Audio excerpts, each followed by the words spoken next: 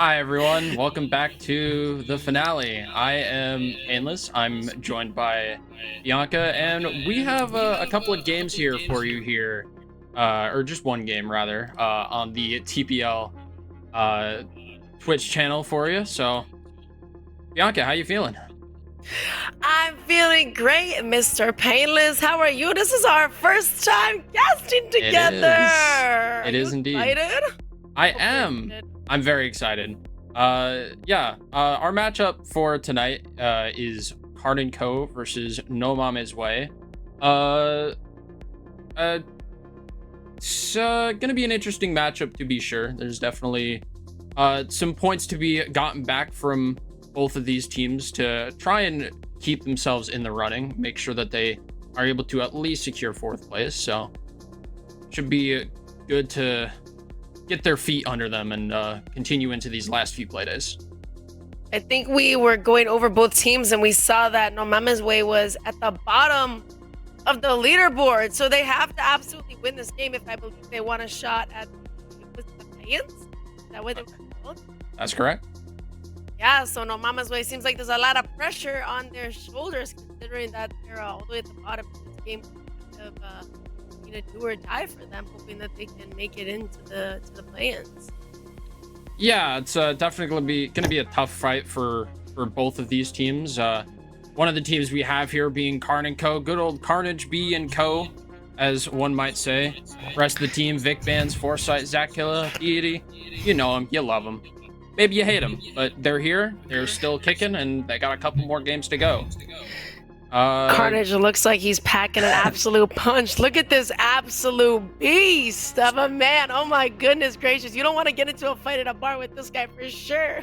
It's just his arm is more wide around than my head. Like I think like, I don't even know, his like the width of his arm looks like it might be like half of my body.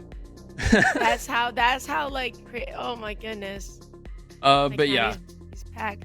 Yeah, going into this matchup, I do want to see how these guys progress. I've mentioned before in other games that some of their sort of like I guess star talent, you could call it, in like Vic Bands and Deity, as far as like being enabled to be those fraggers and take that space and do what they need to do to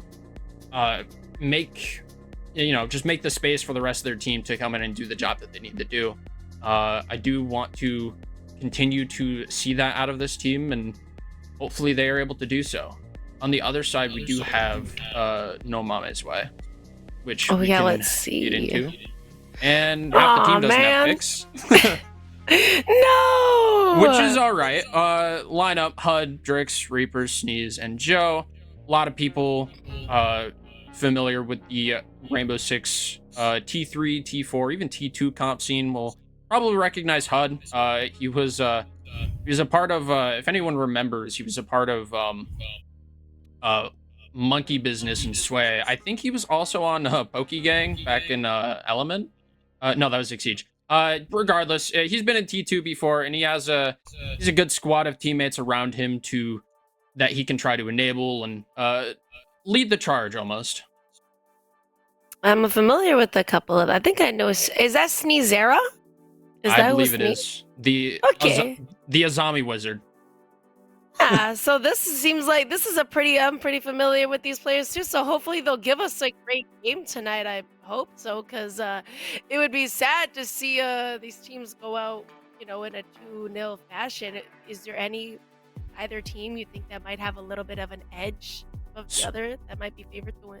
So at the moment, No MAMES WEY has only played 2 matches, whereas the rest of the teams in their division have all played at least 3. Something that I noticed that both KARN Co and No MAMES WEY were both 2-0'd by Outlast Black. So both the loss that each of these teams has come against the same team. And Outlast Black, thanks to those 2 wins, is looking pretty good in the standings. I believe the score lines were relatively similar as well. So I guess mainly basing it off of that, I think that this matchup will be pretty close. Might have a little bit more insight depending on what maps we end up going to, and kind of analyze that just a little bit just to see what we get. The best part, I actually kind of forgot. I don't know, was I shown the right ones? Oh, I think I was, but I forgot them, so yay! That's good. Chalet, Surprised all over. and Consulate. Wait, these are amazing maps. I love this map pick, apart from Consulate. I don't like Consulate, but... You don't like Consulate? No, absolutely not. This map, like, is... Oh, my goodness. Don't get me started with this map. I can't play on this map, and let me tell you, man, I don't like... I just hate casting on Consulate.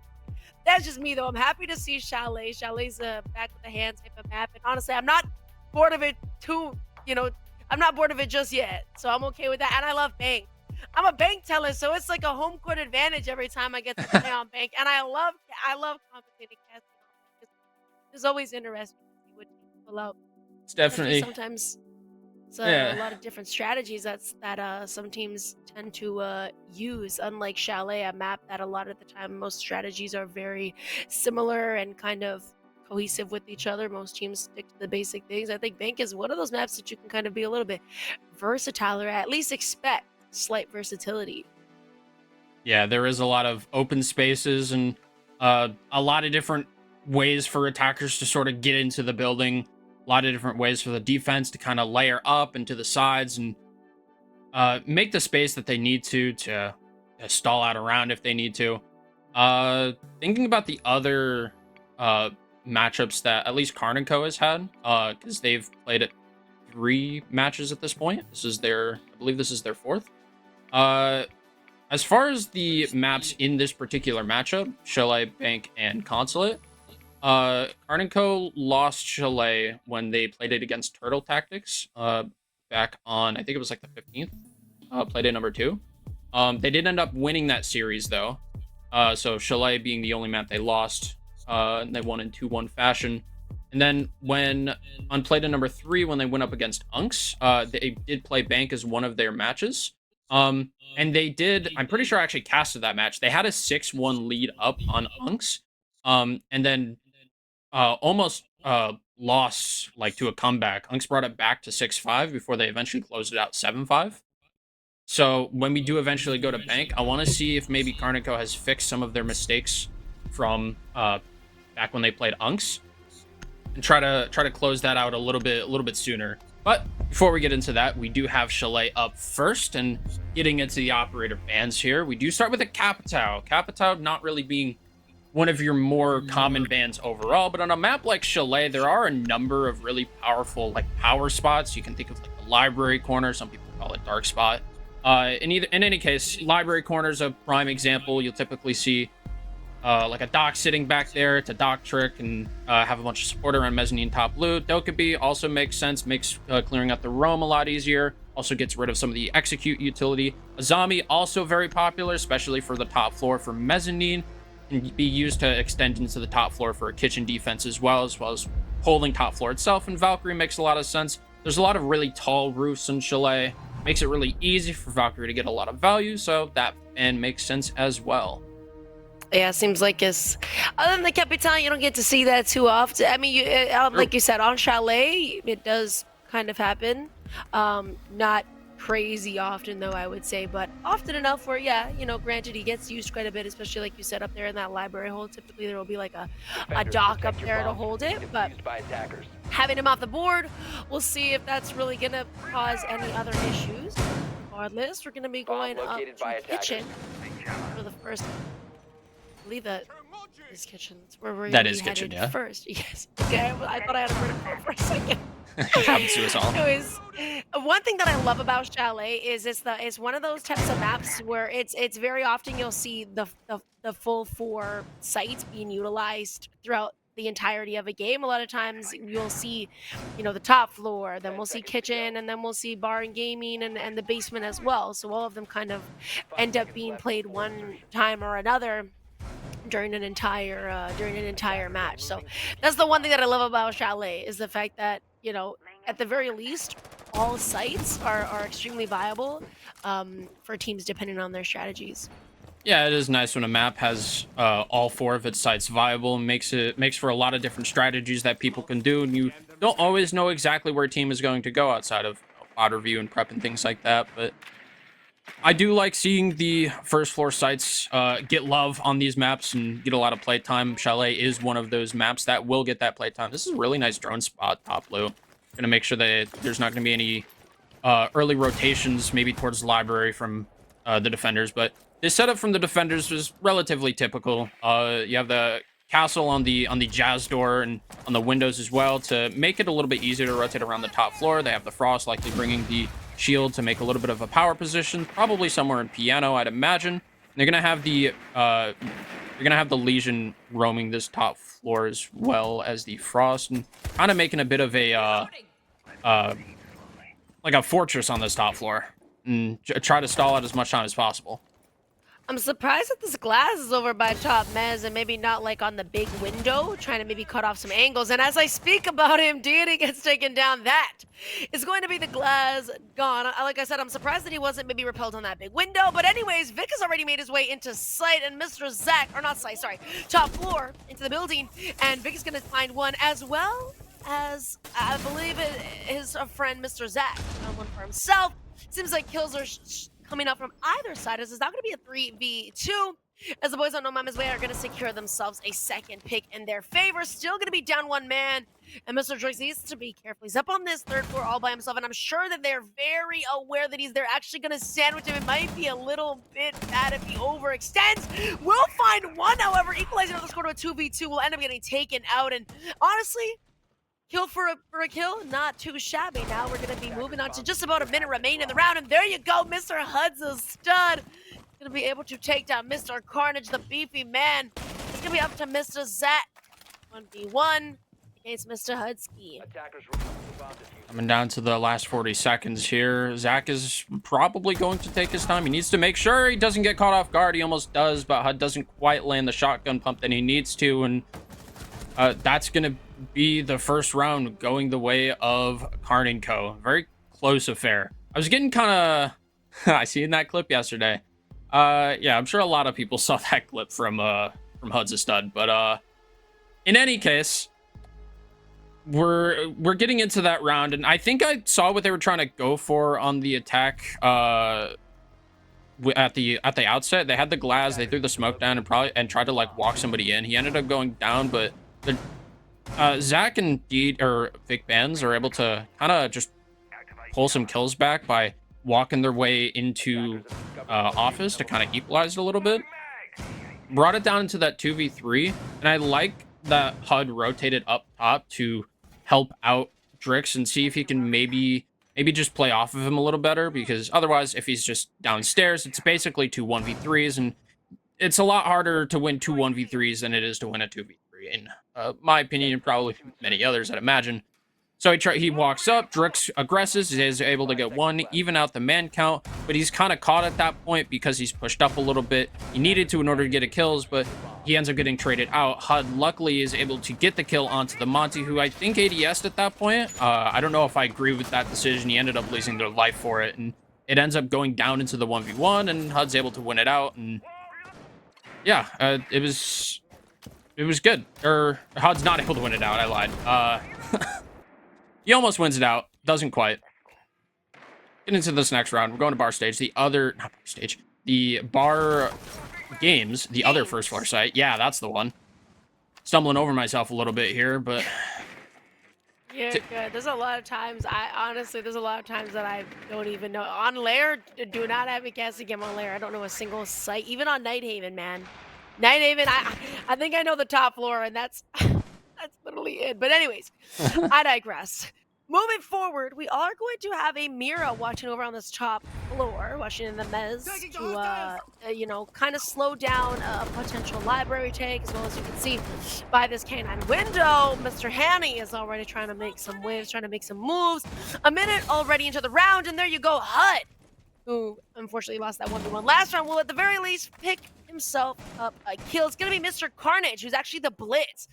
Really good operator to get aggressive with and to take your opponents off guard, but he's dead now. Joe also taking a significant amount of damage. Maybe it was from KARN and maybe HUD was the one that kind of helped him out. But anyways, other than that, seems like it's a very top floor heavy hold, as there's going to be 4 players up on that top floor. And as I say that, won't make it 3, as Strix is going to unfortunately lose his life. And as I said, the Reapers is the only one that's going to be in bar. Gotta be careful though. And oh my goodness gracious, 3 picks coming out in the favor of No Mama's Way. It's gonna be up to Mr. Vic Mans in a 1v3. Will DBNO and finish off Mr. Joe Mama? 1v3 now. He's got a minute remaining. Decent amount of time, but he's got to start making a move now. Not only that, but he does not have a hold of the bomb. He's going to get hit, it seems like, from Vert above. And no, it wasn't Vert. It was actually from behind the bar. I thought that it was from the hatch. Oh, no, it was. It was, yeah. It was from... It was just, you know, Mira ended up finishing off that final kill. But anyways, a great round for No Mama's Way. It seems like the bar was the way to go. It does seem that way, yeah. They went for a sort of extension all the way over into office. They reinforced some of the walls around that like office half wall area. I'm pretty sure they double reinforced library, and they had the castle to kind of extend through that top floor. They had somebody playing in piano, somebody playing the office half wall, somebody playing mezzanine, and somebody playing the library box. And they weren't able to flush out any of the players between like mezzanine and library box, which allowed them to just play these crossfires all throughout the top floor. I imagine KARN's early death was maybe due to a little bit of over-aggression. I'd imagine. I didn't quite see where he died at, but losing the blitz early definitely hurt the pushing power that KARN & Co had. And at that point, it kind of just snowballed into trade after trade until there was that 3-piece. That happened somewhere in the mid-round. And, well, 1v3s aren't the most easy thing, especially when you have crossfires through vertical angles at the same time as from the side itself. So, good round from No Mama's Way to break it even 1-1, and now we're going down to the basement. We'll see if the basement is going to bear the same type of fruit that the bar and games did. I almost said see, now you got It gets you. It gets you. It really does. We'll see though if No Mama's Way are going to be able to hold that out just as good as they did with bar.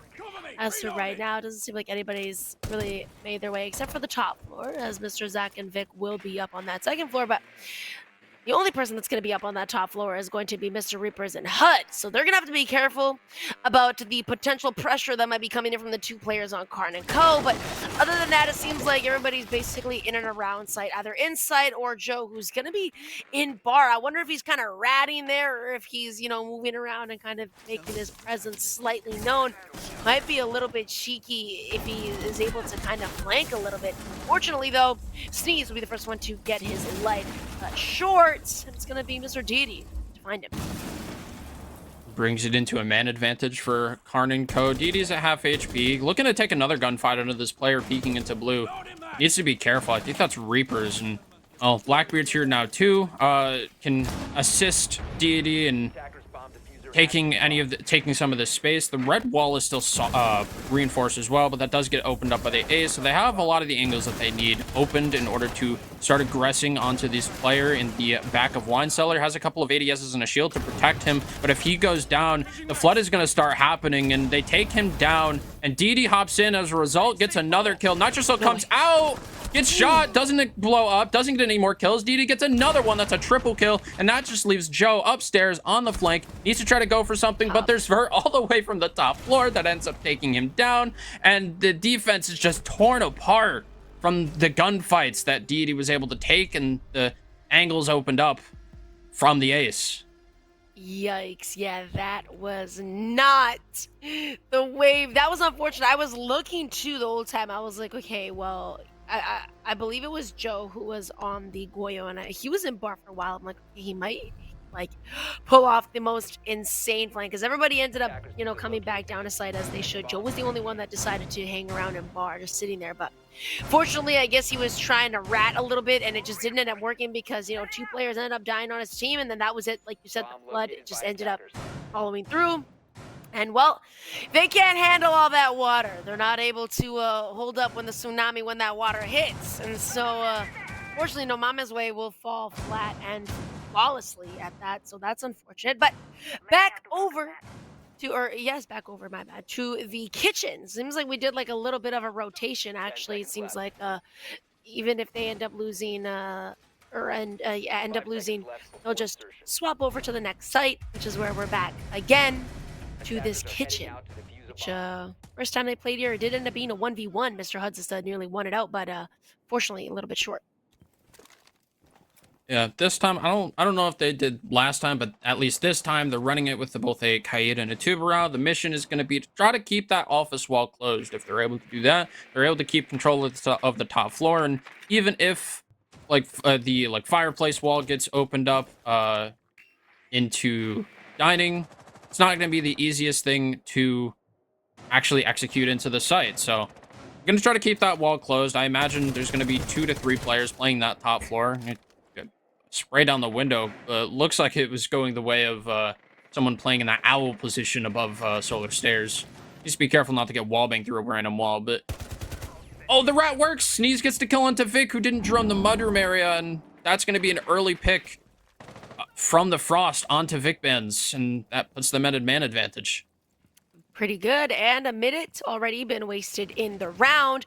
However, KARN seem to have basically made their way in. KARN himself seems to be the shield man for today. He's going to be on Monty. Monty's great for also taking space, being able to kind of face check certain areas without really worrying too much about actually being punished too greatly for it, unless you're really, face checking wrong. And here we go, as he's kind of acting like as a big shield as he is.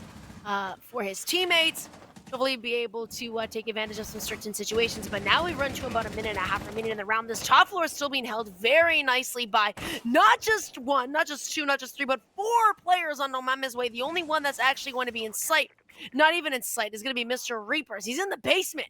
So nobody is actually going to be by this kitchen. Reapers is going to be kind of in and around there, but I mean, still, it seems like the entirety is off site completely.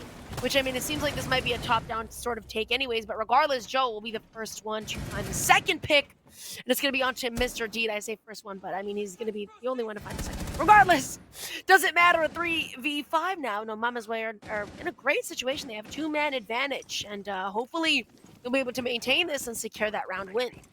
A lot of these players getting stuck in really awkward positions, though. So, some Swiss cheese work on that main wall, too, might be a little interesting, but Joe is kind of stuck on this half-wall position. He's done his job. He's gotten a kill, but he's going to go down eventually. He got stuck. He was trapped. The rest of his team gave him up to try to waste as much time as possible. And, well, time has been wasted. The strat does end up working, and there's only 20 seconds left on the clock. Man advantage being held by No MAMES WEY. And there's still a player on the top floor. So if they try to go for this execute, they're going to get shot in the back as they try to drop down the hatches or go down the stairs. And well, 7 seconds left. They're trying to do just a little bit of last-minute work, and Nowdrix is going to make his move, sees the players drop into the hatch, and, well, his teammates do all the work for him.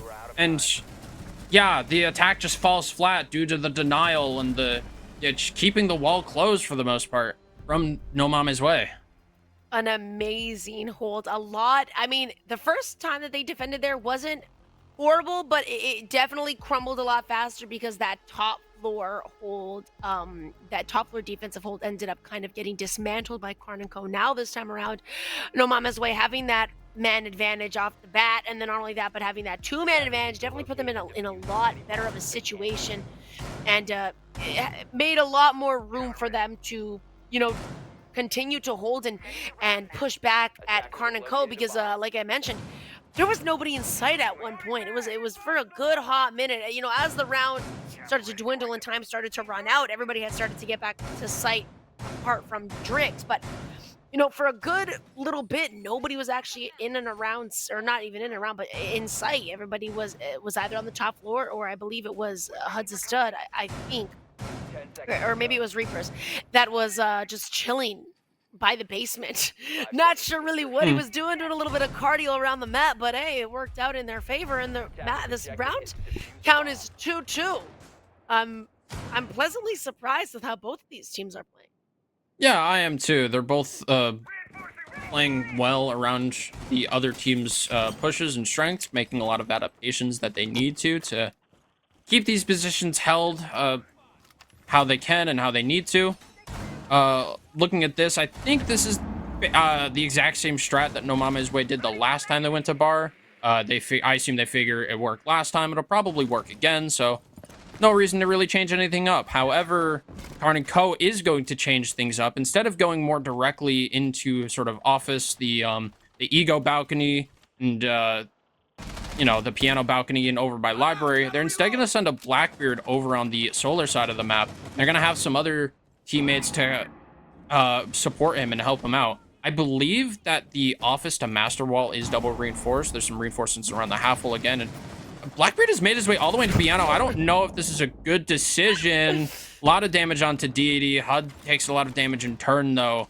But they've managed to take this side of the map for the most part. They have one more player to kind of flush out, and they do finish off HUD. Deity takes him down, but he gets traded out. Sneeze takes down the Blackbeard, and while that is a kill for KARN & Co., it's the Blackbeard that goes down as a result. So a lot of that pushing power kind of gets nullified at this point, and halfway through the round, they still need to clear the rest of this top floor. They don't have library control. They don't have mezzanine. There's a whole fortress being set up with a shield and a mirror window, and there's a Sen's wall coming through and walking into library as well. Big Man's trying to, Zakala trying to kill this player on mezzanine, eventually does do so, but he's left in a 1v2. He could probably get the res on his teammate here. Needs to be careful, though, that he doesn't get picked off when he goes for the res. He can bring this into a 2v2 in the last minute. And now, like you said, just about a minute remaining. And at the very least, Vic is going to be up and sturdy. Low HP, but in a game where a headshot is anything, doesn't matter if you're at 1 HP or 100, you can get the kill regardless. And are they aware that Reapers is going to be up on this top floor trying to get a little bit cheeky? I mean, Vic is right over here by top Mez, and Reapers is extremely close. Not only that, but Zach is nowhere near his teammates. So if Vic ends up getting taken out, it's not going to be good. It's going to really put him in a bad position and just misses a couple of shots. Now, coming down to the wires, we're into the last basically 20 seconds of the round. This is exactly where MAMES WEY need to just hold down this fort, waiting for that potential hatch drop, and there it goes. Not only that, but that's the diffuser. Reapers on the 3-piece, maybe looking for his fourth, and there you go, a 4K to close it out. MAMES WEY doing an amazing job at holding down this site. The last round was great. This round was great as well. Extremely close down to the wire. It seems like it's an eye for an eye and a tooth for a tooth. Both of these teams fighting off basically down to the wire every single time. Yeah, I mean, I didn't dislike the way that KARN & Co. made that push. They did make the adaptation to take more of the solar side of the map that time around. They were able to take that map control using the Blackbeard, and they did have a follow-up step with the Sens and kind of hopping into library. Once all that attention was kind of put over on that side of the map, they did kind of try to make a play there to make their way in, but the gunfights just don't end up going their way, and they end up in that 2v2 scenario, and at that point, they need to do their best to try to play together there, and I think there might have just been a missed time with the hatch drop and the push. You can kind of tell they try to do it together, but that I feel like the hatch drop was just maybe a few seconds too early. You could tell that they were trying to go for something there with the other player, I think, walking through the barred door. Unfortunately, doesn't end up working out for them, and Reapers is able to finish off both of them because he's able to isolate the gunfights as a result. But I didn't hate it from KARN & Co. It just wasn't enough in that round. Too much defenses on the top floor that still needed to be dealt with. They tried to brute force it. It didn't work. I mean, time is running out. Time is running out. At some point, you just got to kind of make your way through it. It's unfortunate. The Tubanao is going to be able to not close off, but slow down that wall entry for just a little bit. KARN also, I guess KARN is more of like a support type of teammate. He was on those shields for many rounds, and now he's going to be over on the thermite, hoping to get some walls. Also a bit of top floor entry going to be from Mr. Zach. However, the only two people that are going to be up on that top floor is going to be Mr. Sneeze and Reaper, so I guess they're just waiting to see how Zach is going to make his move. Now already about a minute into the round, and at the very least, nobody has lost their life just yet. Still waiting, but then again, not a lot of people are really getting into many interactions. Seems like the main hold is going to be down in the basement where site is. Yeah, just a little bit of prep work and discovery happening for KARN & Co. to make sure that they're safe to move into the map. There was that one round where there was that rat kill from Sneeze, killing the player walking bar side. Want to make sure that doesn't happen again. They're able to take control that they need. This shield is being protected by 3 ADSs and a mute jammer. I was gonna say this is like So some elite holds. I think they did this the last time too, so need to be careful about that staying intact. Last time, Deity was just kind of able to win some gunfights to clear some stuff out. I don't know if that's going to work a second time, so they need to be diligent about making sure that this shield position does get cleared. It's going to take a lot of different utility to actually get rid of, and they only have 1 frag grenade left, so if they don't clear out this position, they're going to be in for a rude awakening when these crossfires end up tearing them apart. I love that little bait with the EMP to tube it out of the wall to open up that elbow. I absolutely love that. And as we're talking, Sneeze is going to try and flank, try and be a little cheeky booger, but unfortunately is going to get caught off by Mr. Zach. Not only that, but 2 kills, 3 are going to come out in favor of the boys on KARN and Co. Only 1 for No MAMES WEY. Make it 2 now. This is going to be a post-plant situation. Seems like there is going to be somebody on that top floor. It's going to be Mr. Zach. He was up there before. Everybody's going to be at the bottom, but there you go. Vic to get taken out. Refrag immediately coming in. And HUD maybe trying to bait the defuse a little bit. Might be out of luck. Now 20 seconds. And the very least, he's going to be able to take down KARN. He's got to worry about Mr. Zach above. Is he going to try and long arm it from this little corner? He is. No way. Unfortunately, Zach is going to deal the damage and punish him for trying to get in there from the cheeky little corner. Will not happen. And while split is at 3-3, don't you love to see it? What a game. Yeah, really nice game so far from both of these teams. In that last round, we saw Sneeze trying to go for that flank in through the first floor, and you saw as soon as he got spotted on the drone, he got shot out from seemingly everywhere all at once, and it didn't really end up working out. Ends up putting his team in the man disadvantage right at the end, and I don't know what happened to the player playing on the shield. Maybe they got forced out, maybe they got killed, maybe got too aggressive. I'm not really sure exactly what happened, but they ended up going down as well, and so they were able to just play the trades after that, get the plant down in a really difficult post-plant position, and just win it out from there. Back takes not really working the greatest with KARN and Co. For that round. Would have liked to maybe see some kind of adaptation, but I suppose it might have been difficult with the operators that they had. Means that No MAMES WEY is able to kind of hold fast in the basement, kind of play their positions, and eventually go for that retake. And but man, I'm just talking nonsense, aren't I? You're good. I was gonna say, it seems like it's a top floor, decently heavy hold from the KARN and Co. as well. There's gonna be 3 players up above. The other 2 are gonna be over by site, which is gonna be Mr. KARN and Handy. So I guess KARN's main role is to kind of be a support player. Hey, he's not doing too shabby. 2-5, and he opened up walls last round. Now they're gonna be on the defense. We'll see if he's gonna be useful on the defense as well as his other teammates. But anyways, doesn't matter already. Some pressure being applied over to Library, which is kind of difficult. Obviously, no Capitan, but there is going to be a dog. You know, I don't think we saw No MAMES WEY play dog at all, especially when they were holding up over by Barn Games, which I feel like I said, typically there's that dog hiding in the corner of Library, and then the Capitan will end up flushing him out. But that won't even be the case. He's not even going to be in the corner at all. I wonder if that strategy is overused and overdone. It's done. Nobody uses it anywhere. But anyways, before a minute 45 remaining in the round, and looks like the boys on No MAMES WEY are just kind of making their way through and getting as much information as they possibly can before deciding to execute.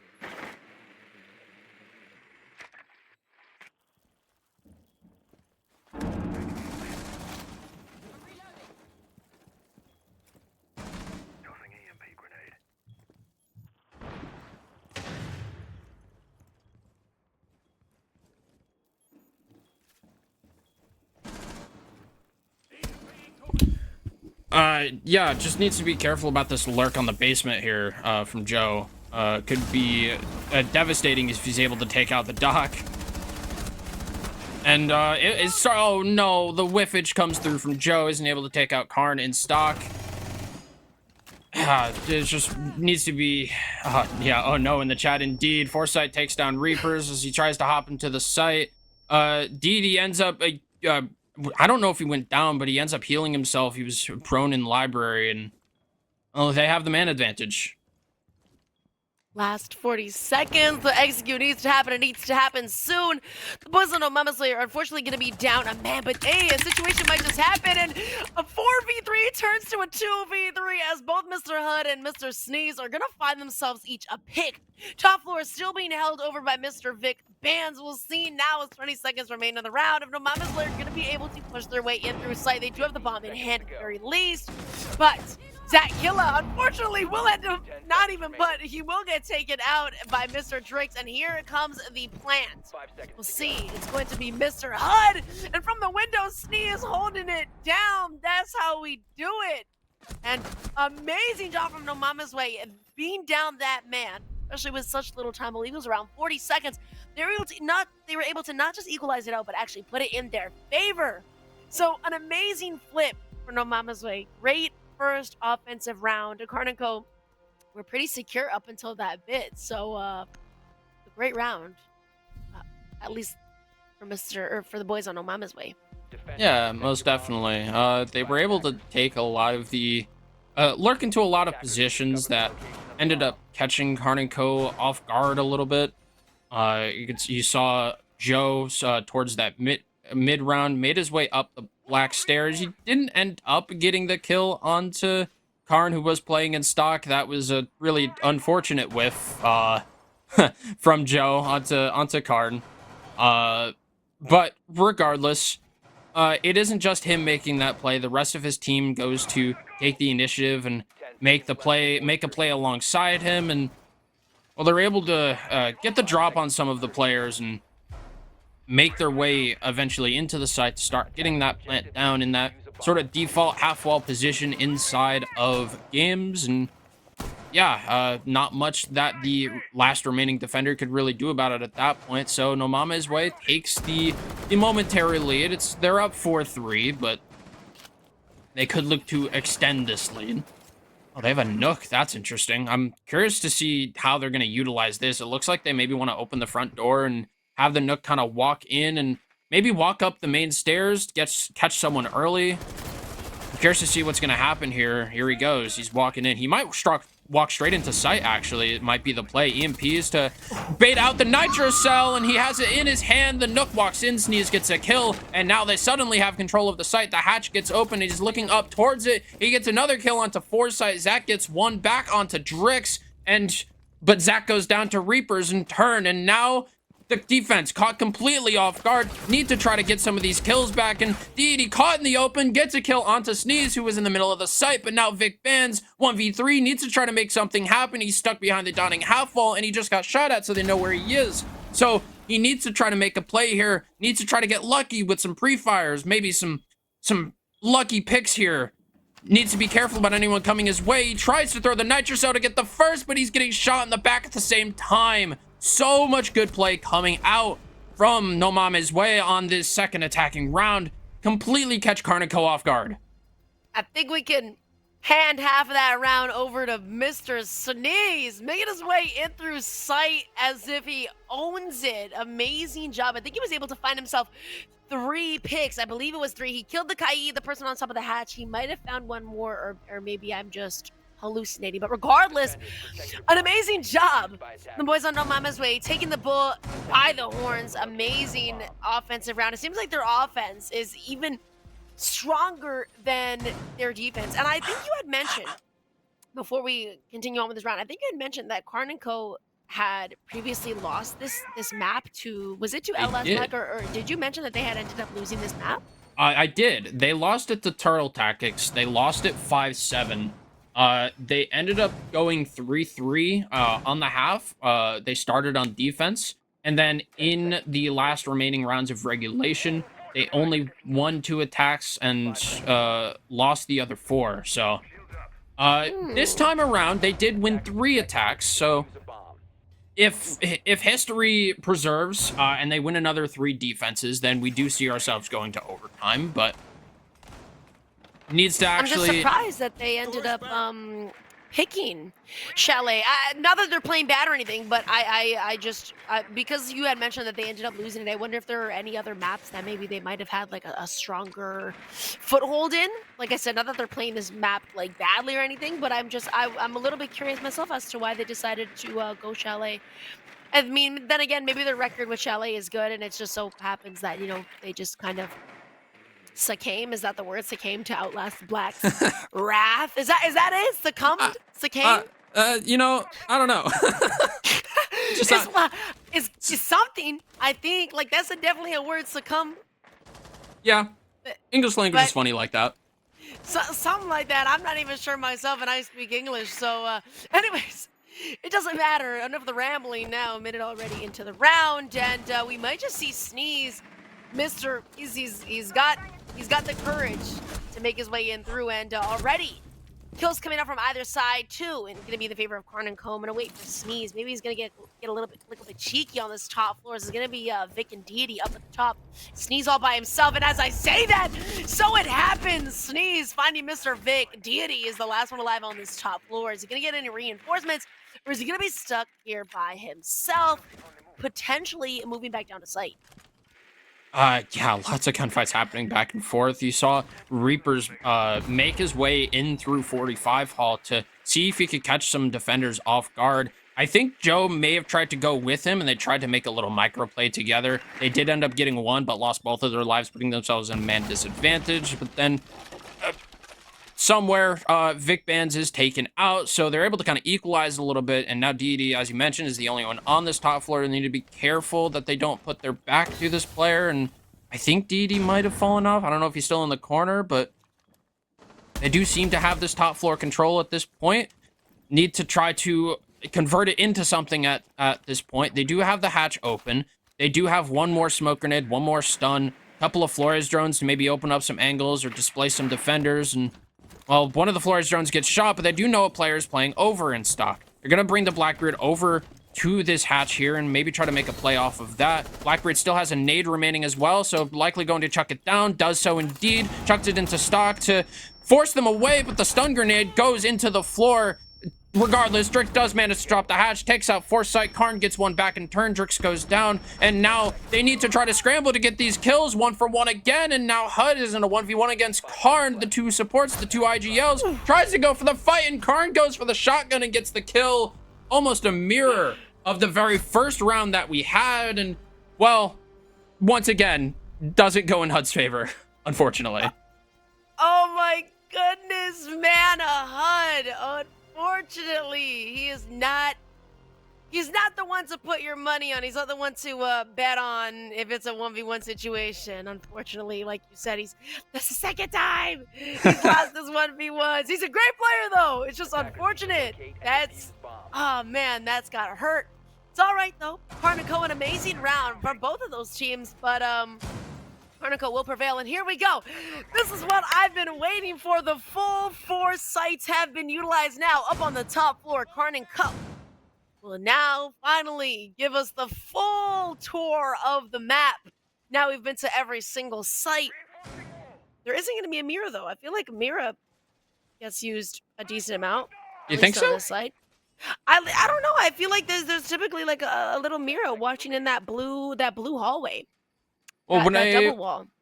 Maybe sometimes, but it's difficult to kind of keep that mirror window safe. If you put it on the left side, then you get cut off and cut into the corner by opening up the piano window. Makes it really difficult to even play the position in the first place because you can't really swing out to fight blue at all. If you put it on the right side, then it's exposed to the master window, and in the same way you can't really use it, but it could even be popped from that window. So not really any really good spots unless you really play into it. You can maybe put it like crouched and maybe gets hidden behind a half wall or something, but the only real mirror windows that I see in for top floor for the most part like the one in is Astro too. Like there's usually one looking into Astro. Yeah, the one looking into Astro is the one I was gonna mention. The one like on the Jazz Hall, like that little mini hallway and piano that leads into Master itself. Usually there's one on that closet wall looking into Solar, and there will be some holes on the feet level of Solar wall, and Some people play that mirror window there, maybe with a castle on that door to enable it. That's really the only mirror window I typically see, but it looks like that's not the kind of strat they want to go for. I think with this castle and maybe even like the echo, they want to go for... I think they have like a mezzanine extension almost. And they have like the echo supporting it. Barricaded doors. Yeah, this is so interesting. Look at that. A lot of barricaded doors on the first floor. They have an extension. A trade happens. Nade kill from Drix kills Zach. KARN kills Reapers in turn. So Yash goes down. And the Fender goes down as well. No more switching around which of his gadgets are active. So just need to be mindful about which ones those are. There's a couple players from No Mame's Way also looking to walk their way up Solar. They might hit one of those Fender mines if they're not careful. A flank tries to come out from Deity, and he's caught off guard himself by Drix, who's looking his way at the moment that he needs to, and suddenly KARN and Co are at a man disadvantage with control being set up by No Mame's Way in Solar at the moment. Echo Drone trying to be taken out by Sneeze on the Blackbeard. I don't know if that Echo Drone got out, and there's the Fender mines signaling the advance of the Blackbeard at the top of the stairs. And as you pass the last minute mark, you need to be careful about how they go about these last moments. Yeah, now we're going to be going on to the last 45 seconds, and No Mame's Way are going to have to start making their way into the building and towards the site. Joe is still has the diffuser in his hand and has started to make his way in through Solar Astro. I never remember. I call them either one, but regardless, he's going to be making his way in. Not only that, but he's going to have Sneeze by his side as well. HUD, however, is still outside. Not sure if he's, planning on making his way in anytime soon, but anyways, it doesn't matter. Now, moving on to the last 15 seconds. The Echo Drone still alive and well, it seems, as Vic was going to be on his phone. However, that's not going to be the case anymore, and that's where HUD was on the rappelled window. Vic, my goodness gracious. Oh my gosh. Absolutely putting in that work, and his teammates are going to assist him to close out the round. Amazing work from KARN and Co, being able to hold it down so nicely, now equalizing out the score to a 5-5. Yeah, it's really nice work to kind of equalize that round. You kind of saw towards the end, they had control of Solar, No Mame's Way did, and they set up the Blackbeard to kind of play a little bit aggressively inside of Bathroom and a little bit in Master as well. They had the Grim with the diffuser try to go in and start getting the plant down, and they took all the time they needed to rotate HUD over to the Master window to kind of play that cutoff. The issue, in part was Vic Bands, obviously. He got into his gun there at the last second. You saw him kind of tucked in the corner on that reinforcement. He was on his cams to kind of deny it with the Echo Drone, but I believe towards the very end of the round, it did end up getting shot, and so he figured, well, can't deny it with the drone. What was Vic Bands doing just then? You see him just flicking his mouse left and right as he was running. But in any case, he moves in through the rotate. He knows that there's going to be a player holding the cross on the window. He takes the gunfight against HUD, wins it, uses that momentum, swings forward, gets another kill onto one of the players playing on that top floor, and the rest of his team is able to kind of move with him, play these pinches, play the crossfires, and they're able to close out the round after that, despite being in that man disadvantage. And I think part of that is because of the time that ended up getting taken. They weren't able to maybe like try to repeat the plants a little bit, take even just a little bit more time to maybe set somebody up and maybe like a backstab position. I think that maybe that might have been where one of their players was, but didn't end up working. And well, Vic Bands goes huge for a big two-piece, one of them being on that window player. Really nice stuff out of them. But we move to this next round. We are playing on, I think, Kitchen. Yeah, we're playing Kitchen once again. They seem to be aware of a player that might jump out of Mudroom, or at the very least wary that somebody might be there. Doesn't seem like they've cleared that area out, so just being a little bit mindful, making sure that they don't get jumped out on.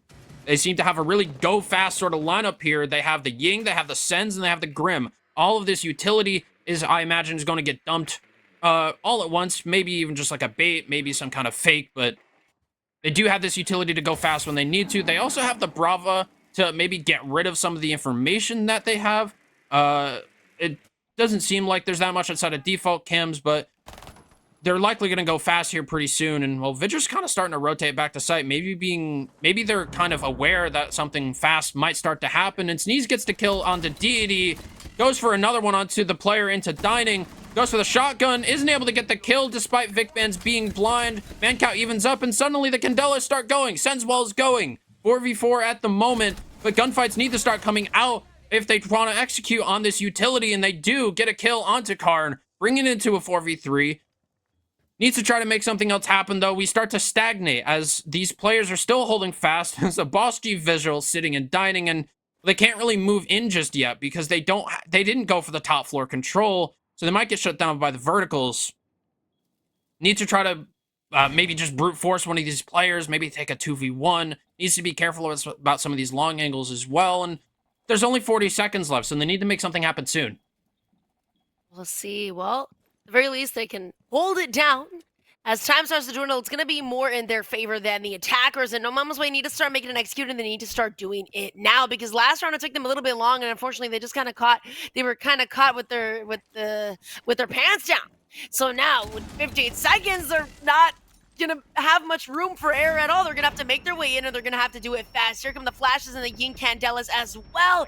Drix is gonna be able to find Mr. Zach Killer. They're aware that Vic is gonna be over by main lobby. He's gonna be able to find one, but here comes the plan to go down, and Reapers will be the one to take down Mr. Vic, the final remaining defensive operator on Boys on KARN & Co. And finally, that two-round L streak will be no more, as No Mama's Way will close out that attacking round.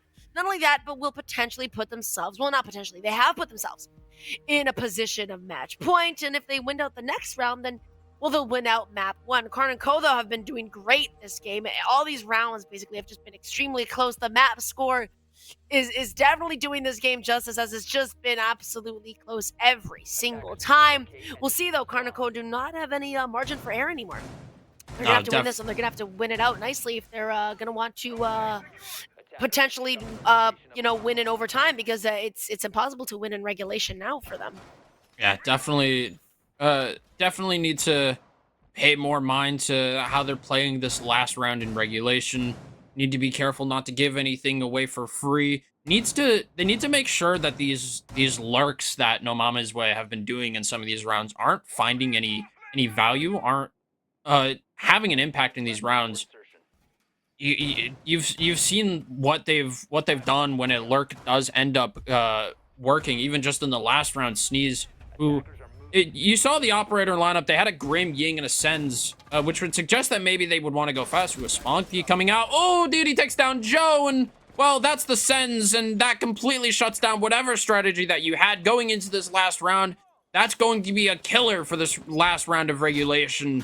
And if No Mama's Way does not adjust, they might find themselves going into overtime. So they need to come up with a plan B soon. But in any case, like I was saying, these lurks, they need to be careful about them. You saw even in that last round, they had the Grim, Sens, and Ying. They went fast, eventually, with that sort of execute, dumping a bunch of utility all in at once. And then they had a Brava, which would suggest that maybe you would want to go slow. They waited for the Brava, I imagine, to hack some of the cameras, get some of the information, or at least prevent some of the information from KARN & Co, having that information. And then once they didn't have that information of where the push was going to be coming from, they then just went all at once. And once they took the control that they needed, established the man advancers, then they took a second to move themselves around, get themselves into position, and then went for an execute again. They went for they went for it twice, basically. And, Blitz walking in, tries to kill the Fenrir, and somebody else kills him instead. Zach ends up getting a refrag onto Reapers. Sneeze kills Dee, and we're locked into a 3v3. Zach gets another one onto Sneeze. Trades happening back and forth as the players on the top floor fall back into sight. Well, now it's going to be up to Mr. HUD, and, well, he's got a pistol and a shield only in a 1v3. Not only that, he does not have a hold of bomb. It's a minute 20. There's a lot of time left remaining in the round, but depending on the operator you have, it might be a little bit easier, might be a little bit harder. As for HUD, being on the blitz, it's not the best operator you want to be on, especially when you're in a 1vx situation. Unless maybe it's a 1v1, then you might be good, but anything else might be a little bit harder than you'd like. And so Zach Killa on an absolute heater this round with that MPX. He's doing absolutely incredible, an amazing job. I think he got 3 pieces for that. I think that was 3. He was holding down that top floor quite nicely, and congratulations to them. Now, KARN & Co have at the very least secured themselves OT. They couldn't win in regulation, but at the very least, they can win an OT. They can indeed. They still have a chance thanks to winning that round. And I think part of the reason I mentioned it early, that round went so well for them is it was the first pick. It was the spawn kill. Neither team had really done it all game. There was maybe the chance to do so when defending kitchen and dining with the maybe like a mudroom jump out or something like that, but that was the first spawn peek we've seen from either team this game, and doing it in the very last round of regulation is really just a balls to the wall. Ballsy, man. He's not a scrim player. Like that is what that tells me. He's not a scrim warrior. He's a game day player, and they are willing to take those risks to get the wins that they need to get the kills that they need to win that round. And killing the Sens early on too is huge, because when you bring a Sens, you're going for a very particular kind of play. You have a very particular position that you are going to try to throw those light walls. You're going to go for another spawn peek. He's really feeling himself after getting the kill last round, but well, it's Zach instead. They go for a two-prong spawn peek. They do one on the top floor, one on the bottom floor. Once again, they kill a player early on, and it's just starting to really blunt the momentum of No Mame's Way. On top of that, that is the Flores, and well, Flores having the number of explosive that he has, that is a huge pick to get early on. The only explosives left from the side of No Mame's Way is going to be in the hands of Ash, and depending on the utility that's been brought, that might not be so good. I mean, looking at it, they do still have the mirror windows. They have the shield. Vic Band's just on an isolated roam, manages to get it away. But yeah, an early pick once again is going to completely blunt the momentum once again. And just, they're not going to be able to play the trades even if they get the another pick here, because they're going to need to get 2 if they want to do that. So, nice stuff out of KARN. This top floor seems to be for the taking of No Mame's Way. At the very least, that Astro side, or that solar side of the top floor, will be theirs for the taking, as they've basically cleared it all through.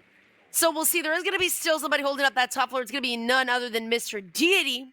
We'll see if he's going to be able to hold it out, maybe get a couple picks before returning back to site, or if he's going to end up losing his life. A high risk, high reward, like we were saying. Spawn peeks coming in. They're willing to take that risk, and maybe he is missed to take that risk. We'll see. At the very least, looks like the hatch is going to be open, so at least if he's in a bad spot, he can kind of just maneuver his way out very quickly. However, he's got to be very careful. As for No Mame's Way, there's only a minute remaining left in the round.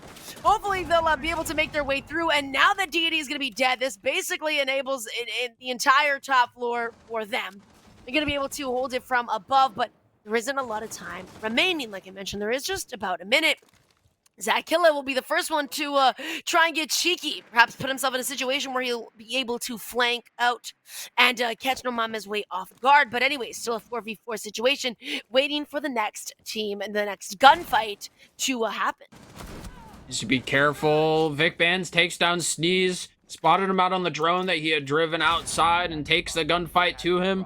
Foresight getting a kill onto Joe as well, brings the man advantage even further in favor of KARN & Co. And now with 20 seconds left, all they need to do is hold fast and play these crossfires. There is a player, I think it's Vic Bands, still all the way on the other side of the map, kind of going for a last-minute flank, almost kind of just wasting time. He doesn't need to take this gunfight here. He's just going to exist, and he's going to be looked for by Reapers. He's going to waste all the time he needs to, so even if they pushed into the site, there wasn't going to be anything that happens, and well, they end up just kind of baiting in their spots, maybe just to pad their stats a little bit. Nothing else they can really do anyway, so might as well. And well, the momentum just firmly in the favor of KARN & Co. Those 2 rounds, the spawn kills just too much for them to handle for No Mame's Way.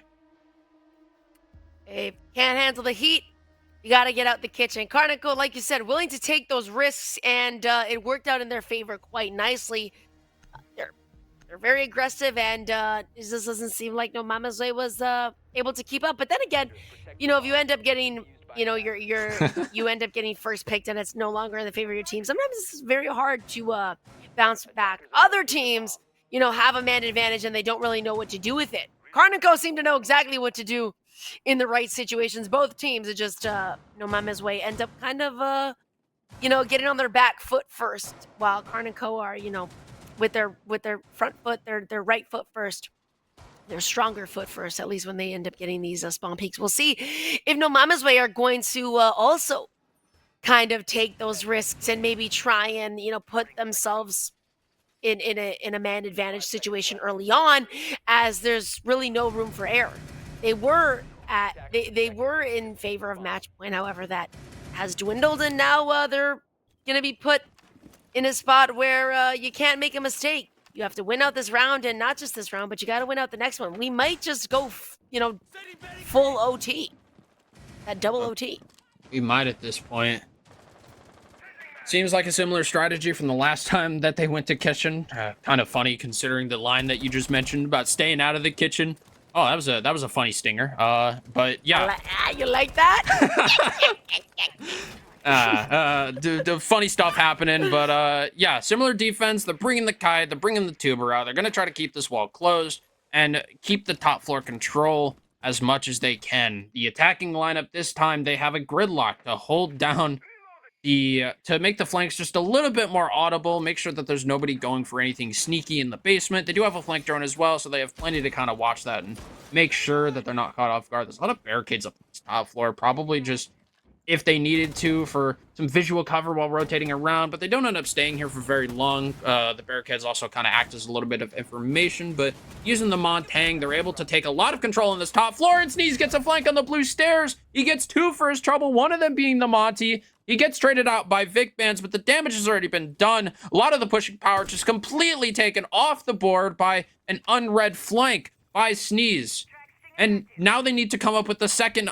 they need to come up with a plan 2. They need to come up with a plan B. Something else that they can do. They still have Hard Breach. They still have Thatcher. So they can still try to get this wall open, but the tuber is going to keep it closed. That's even more time waste. And now they need to try to make something else happen. So they're going to try to brute force their way, maybe in through the ego door. But there's an Ella mine. It's going to signal their approach, and it's going to make the gunfight harder. The audio non-existent. And now they know he's here. He's not really going to be able to do anything without his teammates. Another Elamon getting hit, just giving all the information that's needed to keep this man advantage and make sure nobody gets caught off guard. And Sneeze just, even from the grave, doing a lot of work to keep this information on the side of No Mama's Way.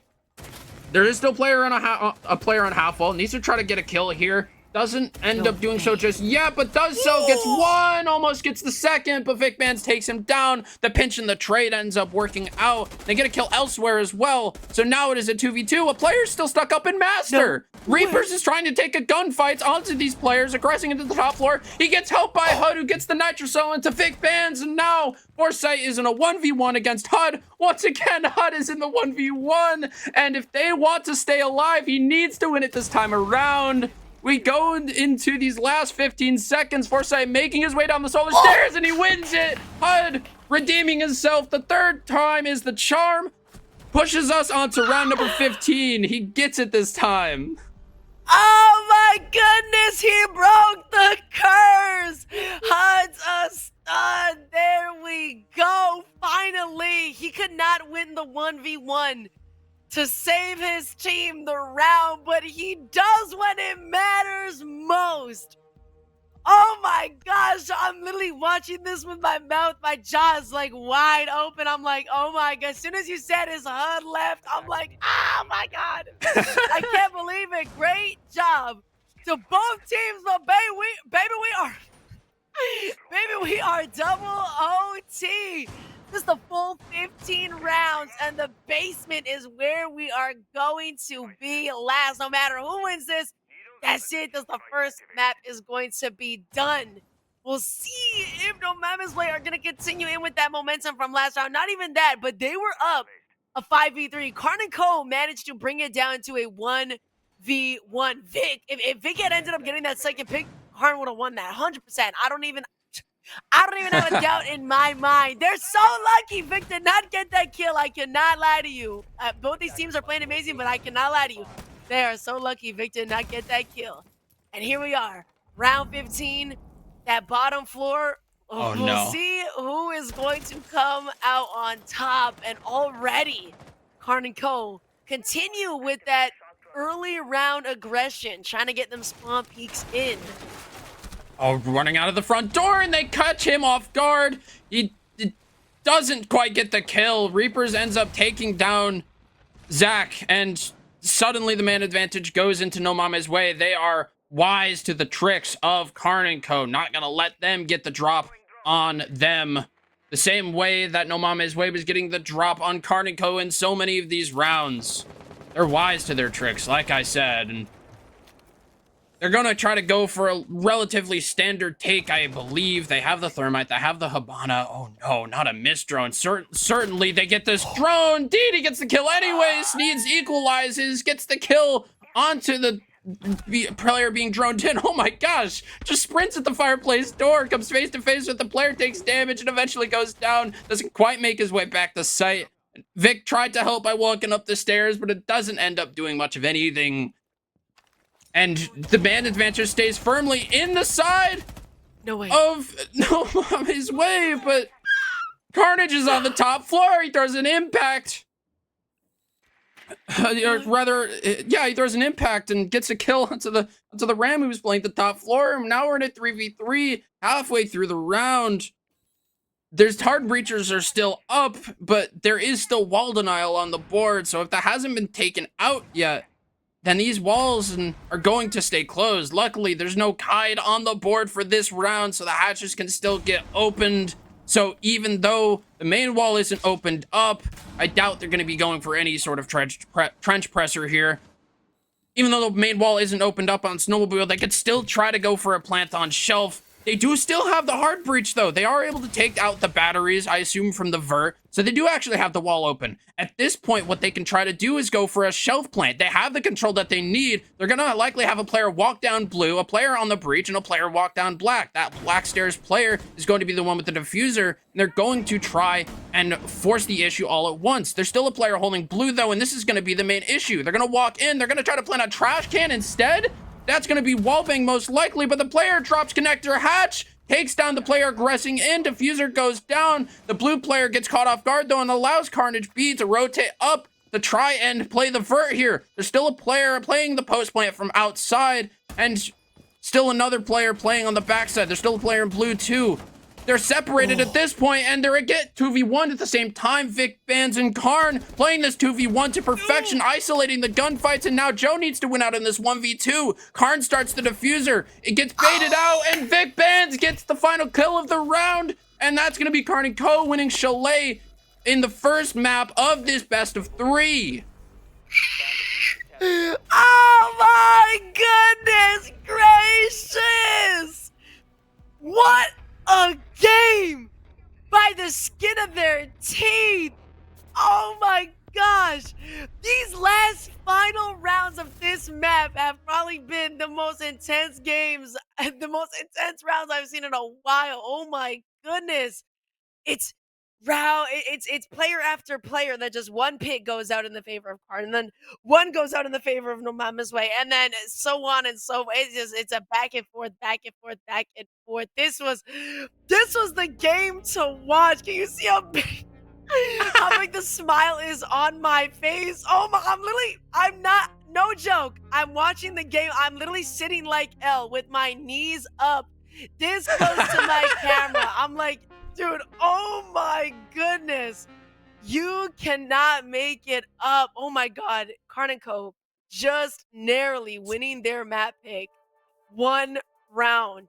And that honestly could have swayed in anybody's favor. Like that, so many rounds could have gone either way. So, wow, what a game to watch. Congratulations to KARN and Co, however, for for winning out map 1. Congrats to them for winning out that final round.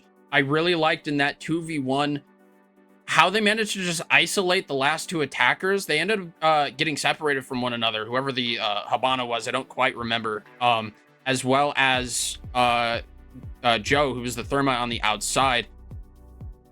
In that final round, the defender playing blue walks up the stairs and takes down the player that was kind of looking to push their way down blue stairs. You kind of saw them kind of poking at one another by the blue stairs before the execute came through.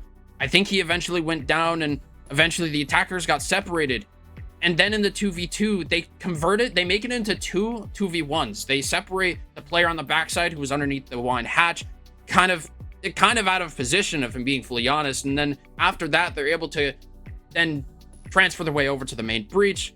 They're able to get one person all the way over to the diffuser, start baiting that out, and just really good gunplay out of Vic Bands is able to finally actually secure the kill and win out the round. It's just really good stuff out of both of these teams. You have to imagine if HUD had won just one more of those 1v1s, how things might have gone. Oh my god. I feel bad for mentioning it so much, but he was in 3 separate 1v1s throughout that game.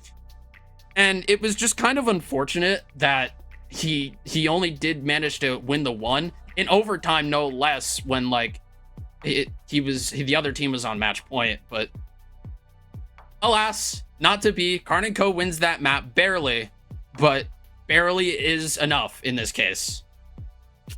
Hey, one round will make the difference. There's a lot of rounds that could have swayed either way, not just the 1v1s with HUDs, but hey, a big handful. Those 15 rounds, a good handful of them could have gone either way. Regardless, though, we're going to be sending you guys to a little break, probably about 5-10 minutes. Get yourself a snack, a bottle of water, go use the washroom. We will be back for map 2, which is home court advantage for me. We're going to be going to Bank, so we will see you guys very soon for that. Peace for now.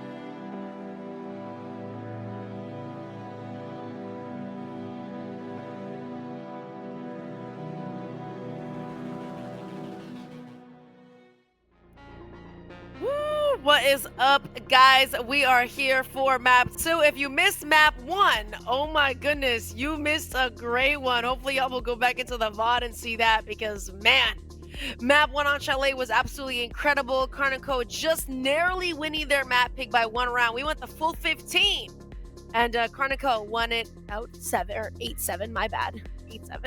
And so now we're going to be going on to No MAMES WEY. Hopefully I said that okay. No MAMES WEY's map pick, which is going to be Bank Painless. After seeing last game, got any predictions for this game? You think we might just go on map 3? I mean, based on the 8-7, I'd like to think that we go to map number 3. These teams have been really close to one another. Something that I've liked out of both of these teams so far is the strategical depth. I think they've had a lot of good ideas that they've brought forth. A lot of them maybe a little bit more typical, but they are executing them very well, both on the attack and defense. You kind of saw these similar sort of, like for bar games, for example, this sort of extension over to like Office and Piano, and kind of using that side of the map to their advantage, whereas a lot of teams might just kind of give that section away. Also, some of the ideas that both of these teams had on the attack with some of their more like isolated, targeted sort of plays. You saw that one attacking round when KARN were defending Kitchen, where they had the Nook, Sneeze playing the Nook. I really liked that play. I wanted to talk about that real quick, because like they threw the EMPs at the wall to kind of like bait the Nitro Cell rip to like try to deny it. They threw the EMPs and then like went for it as normal, but then they sent a Nook through 45 hull because there wasn't anything there to kind of stop it. The EMPs probably had a hand in that too, and they were able to just kind of take off of that and get all the map control that they needed after. Like that was really cool to me. I want to see more of those kinds of plays, because I think those are the kinds of plays that are going to set these teams apart. Something else that I've noticed is that No MAMES WEY, compared to KARN at least, have been going for a lot more lurks and a lot more of these sort of like off-pace like flanks. And it seems to be working out in a lot of these cases. It seems like Sneeze seems to be the player that does them most of the time. And I think they're really enabling him like well to do these things and like make these things happen. So I have to imagine that this map is going to be just as close as the last one. But if these teams can kind of like out strategy and maybe just like out rat one another, I think that's where the difference is going to be made. But what do you think about these bans so far? Typical. That's what I gotta say. I would not be surprised if we see a Nazami. I mean, hey, we might see a Mira, maybe a Kaid, maybe a Tubarão. I've seen Castle on Bank, which, again, very typical defensive operators. If I see I think if I see anything that isn't like a Nazami, Mira, like I said, a Kaid, there you go. There's the Kaid off the board. Then I think it is a little bit odd, but I mean, this is very typical. We have the Monty, the BB, Val, and of course that final operator Kaid.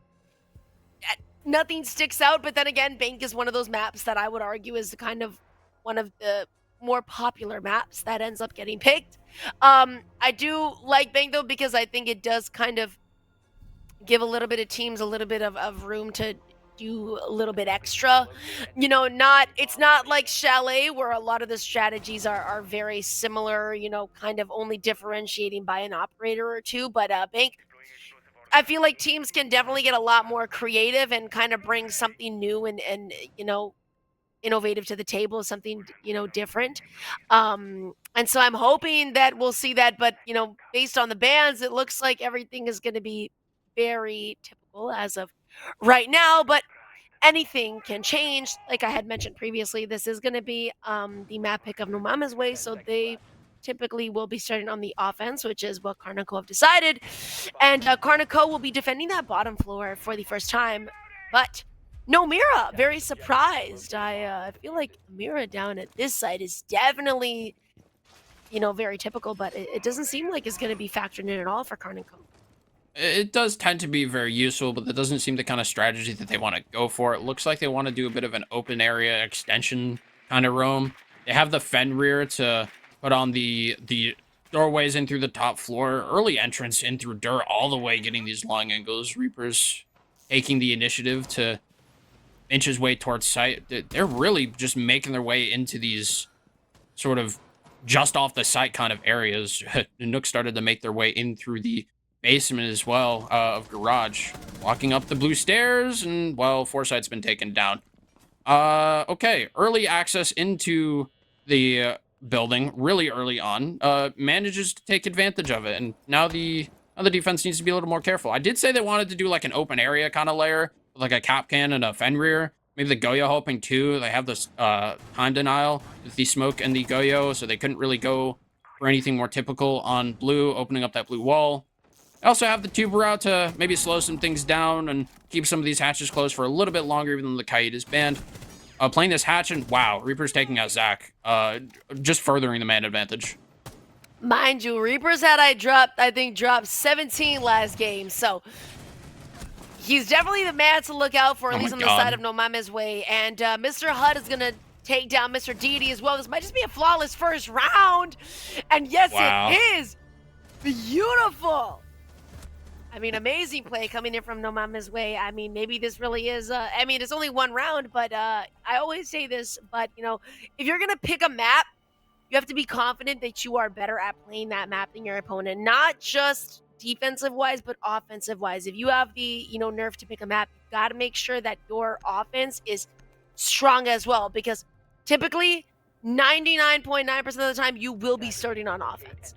And offense is, you know, the back foot, because there always is going to be a slight edge when you are defending, because you kind of have the luxury of waiting for the attackers to come to you. But anyways, it's a separate conversation. It doesn't matter.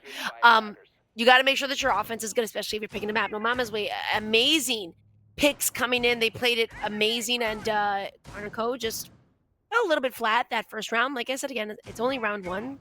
Top floor is where we're going to be going next. They decided bottom floor. It's not the wave right now. Yeah, and like I was mentioning just before, with the lurks that No MAMES WEY have been doing, they have these drones, these, I assume they have pre-placed drones, just getting them information super early on that just aren't getting taken out by KARN and Co. And they're able to just take the space and push their way into the map early and in unsuspecting areas, and Bank is the perfect kind of map for that. There wasn't any information towards the dirt tunnel. There was information for all the way in garage, but that didn't really end up mattering. They were able to get an early entrance into server to some, like, 20 seconds, maybe? Oh, the Azami's dead first. That is not good. Oh, not only that, but it is going to be the first pick in favor of the boys on No MAMES WEY. Last game, I wasn't keeping track of the first pick to round conversion. But I feel like a first pick, especially last game, had quite a lot to do with who ended up winning out the round. Which, I mean, first picks are always going to be very important anyways, but Joe nearly getting taken out. He's going to be careful when he's on those skylights, buddy. Gotta be careful now. Knocked out to literally 5 HP in the dream. At the very least, he's not dead, but he's getting there. He's probably limping right now. He's got, you know, he's missing an arm, and his leg is bleeding out right now. So he's not doing too good, but at the very least, he's still walking. We'll see how this round continues, as there's only about a minute 40 remaining. Yeah, about half the round going through. Mira's being brought for this top floor. They have an Arui gate on the front of it as well to keep it a little bit more protected. They also have the castle, which is pretty typical for the top floor. That is not floor bangable, as I guess he kind of found out. Foresight takes down Joe. That just finishes off the player playing those repels on that side of the map. Evens out the man count a little bit. Buck trying to make some work into Janitor, make it so KARN can't safely play within there, and well, he's going to move his way out. He's going to move his way into this hallway, but something to mention, there is no range hard breach for No MAMES WEY, so they're not going to be able to get that elevator wall open, and DD takes down Drix. Another one of the attackers going down. Needs to try to get something back here, making their way through the top floor. DD gets another kill, takes down Reapers, and well, Huds has made his way in through the top of top squares, able to get a nice shot into Foresight. There is another player DD does down. That is DD. So it's effectively a 2v2 until they get picked up. And Nade sailing through this this hatch right here will give the position away of where Sneeze is, but that means that they know where both of the players are. They can safely go for this res. And with 20 seconds left, HUD is kind of just holding here on this top floor. They need to try to make something happen here. Sneeze is likely walking up white. HUD needs to try to walk in and help him. He's just a little bit too late, and he's on 1 HP as well. He just gets shot once. He's likely dead. Need to be careful not to throw this one away, though. 3 seconds left. HUD gets the first. He's not going to find any more, though. It's going to be the first... Or there's going to be... Yeah, it is unfortunate. There's going to be the second round going the way of KARN & Co. equalizing back to 1-1. Well, there's the first pick to round conversion rate. Now chopped at 50%. So... Half an hour. I was talking about it, now finally I'm like keeping count of it, or at least semi. It'll probably end up leaving my mind as the game continues. But anyways, a great rebound from KARN & Co. Despite getting that first pick that in the favor of No Mama's Way, they were still able to hold it out. And on top of that, win out the round quite nicely. It was a 3v1, I believe. Yes, it was a 3v1. So congratulations to KARN & Co. Not going back down to that basement. The open areas where we're going to be headed to next for them. And we'll see if this round is going to be just as good as last round. This time they also have an echo.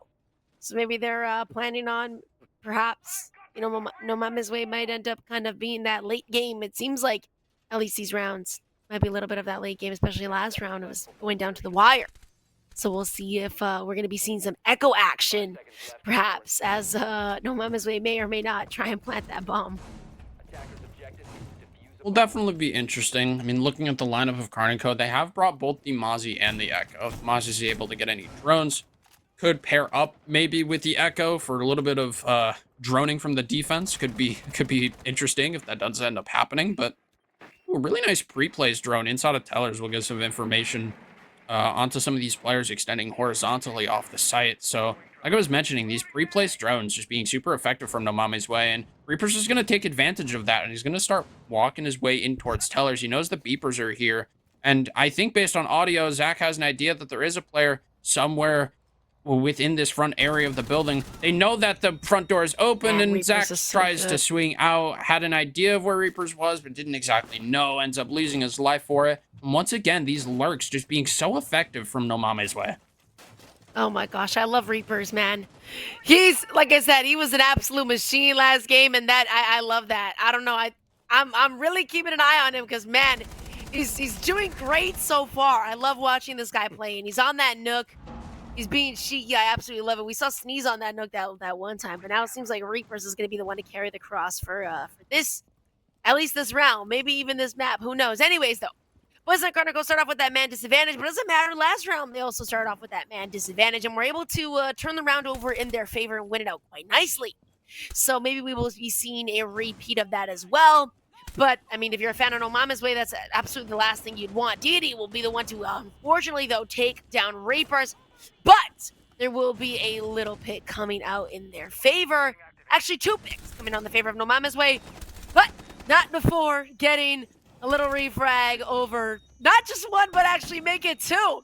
Mr. Foresight will be the one to take down those 2 operators. It's going to be a 2v2 now with just over a minute remaining in the round. At the very least, we'll see HUD and Joe.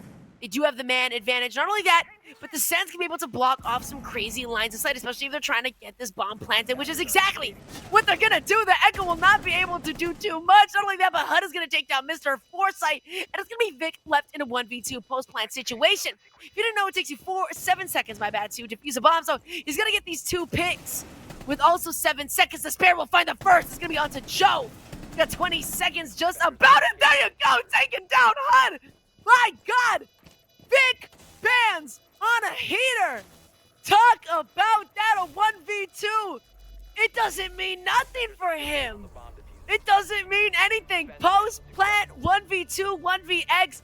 Vic, amazing job. Also did amazing the final round of Chalet. Will show us he's here to play.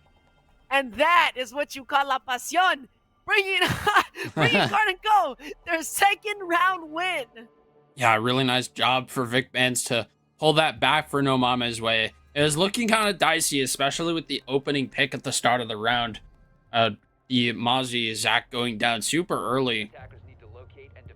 But as the round progressed, they tried to convert some of those picks. There was another 2 kills that came out from them as they started to take more of the map, as some more map control got given up as the pressure started to get put on. But then Foresight initially gets 2 of those picks back and is able to bring it down into a 2v2. Lots of good teamwork and coordination, making sure to power things together, really working out for them when they needed it.